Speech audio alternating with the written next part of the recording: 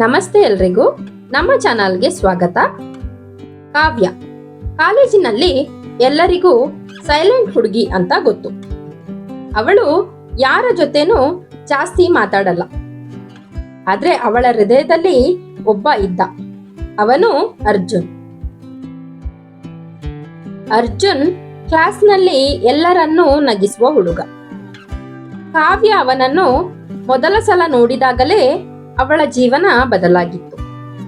ಒಂದು ದಿನ ಅರ್ಜುನ್ ಅವಳ ಬಳಿ ಬಂದು ಕೇಳಿದ, ಪೆನ್ ಇದ್ಯಾ? ಆ ಒಂದು ಮಾತೆ ಕಾವ್ಯಗೆ ಹಬ್ಬದಂತಾಯ್ತು. ಅವಳು ಹೇಳಿದಳು ಹೌದು ಅಂತ.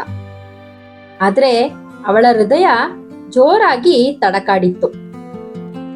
ಹೀಗೆ ದಿನಗಳು ಹೋದವು. ಮಾತುಗಳು ಶುರುವಾದವು. ಚಾಟ್, ಕಾಲ್, ಲೈಟ್ ನೈಟ್ ಮೆಸೇಜ್ಗಳು ಇವೆಲ್ಲ ನಿಧಾನವಾಗಿ ಲವ್ ಆಗಿಬಿಟ್ಟವು. ಆದ್ರೆ ಕಾವ್ಯಗೆ ಹೇಳೋ ಧೈರ್ಯ ಬರಲಿಲ್ಲ.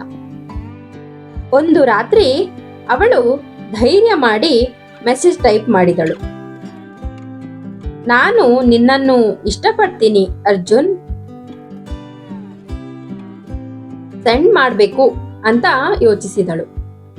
ಆದ್ರೆ ಕೊನೆ ಕ್ಷಣದಲ್ಲಿ ಡಿಲೀಟ್ ಮಾಡಿಬಿಟ್ಲು. ಮುಂದಿನ ದಿನ ಅರ್ಜುನ್ ಕಾಲೇಜಿಗೆ ಬರಲಿಲ್ಲ.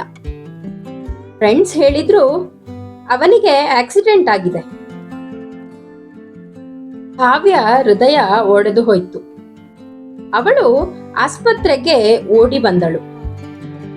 ಅರ್ಜುನ್ ಅಲ್ಲಿ ಅನ್ಕಾನ್ಶಿಯಸ್ ಆಗಿದ್ದ. ಅವಳು ಅಳುತ್ತಾ ಅವನ ಕೈ ಹಿಡಿದು ಹೇಳಿದಳು, ಪ್ಲೀಸ್ ಅರ್ಜುನ್, ಒಮ್ಮೆ ಕಣ್ಣು ತೆರೆ, ನನಗೆ ಏನೋ ಹೇಳ್ಬೇಕು ಅಂತ ಇದೆ. ಆ ರಾತ್ರಿ ಕಾವ್ಯ ಅವನ ಫೋನ್ ನೋಡಿದಳು. ಒಂದು ಡ್ರಾಫ್ಟ್ ಮೆಸೇಜ್ ಇತ್ತು.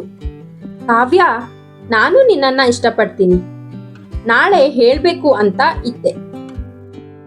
ಅದನ್ನು ನೋಡಿದ ಕ್ಷಣ ಕಾವ್ಯ ಕುಸಿದು ಬಿಟ್ಟಳು. ಅವಳು ಲೇಟ್ ಆಗಿ ಹೇಳಿದಳು. ಅವನು ಲೇಟ್ ಆಗಿ ಕೇಳಿದ.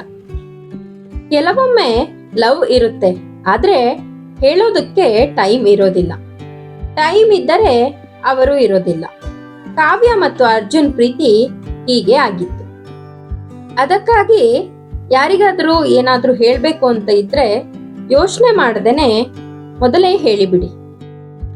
ಈ ಕತೆ ನಿಮಗೆ ಇಷ್ಟ ಆಗಿದ್ರೆ ಲೈಕ್ ಮಾಡಿ, ನಿಮ್ಮ ಫ್ರೆಂಡ್ಸ್ ಜೊತೆ ಶೇರ್ ಮಾಡಿ.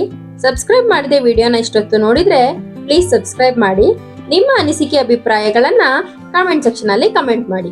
ಇಂತಿ ನಿಮ್ಮ ಪ್ರೀತಿಯ ಜೀವಧ್ವನಿ. ಮತ್ತೆ ಮುಂದಿನ ಹೊಸ ಕಥೆಯೊಂದಿಗೆ ಸಿಗೋಣ. ನಮಸ್ಕಾರ, ಧನ್ಯವಾದಗಳು.